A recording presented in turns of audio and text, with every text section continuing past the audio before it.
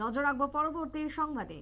হরিণ শাবক উদ্ধার, ইতিমধ্যে 2 মাস বয়সী হরিণের শাবক উদ্ধার, তা আবার কোথায়? গন্ডাছড়া থেকে। রাজ্যে এই ঘটনা বনাঞ্চল থেকে লোকালয়ে আসা একটি হরিণের শাবককে উদ্ধার করে এলাকার সাধারণ জনগণ। পরবর্তীতে খবর দেওয়া হয় বন দপ্তরে, রেঞ্জ অফিসারের হাতে তুলে দেওয়া হয় শাবক দুটি। কি বক্তব্য স্থানীয়দের, শুনুন।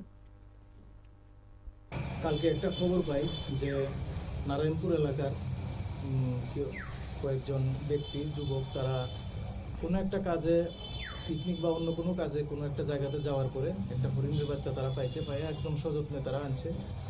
তো আজকে সকালে আমরা এই খবর পাইয়া আমরা পেট্রোলিংয়ের পক্ষ থেকে রেঞ্জের স্টাফ, পেট্রোলিংয়ের স্টাফ মিললে আমরা যাইয়া এই তা নিয়ে আসি।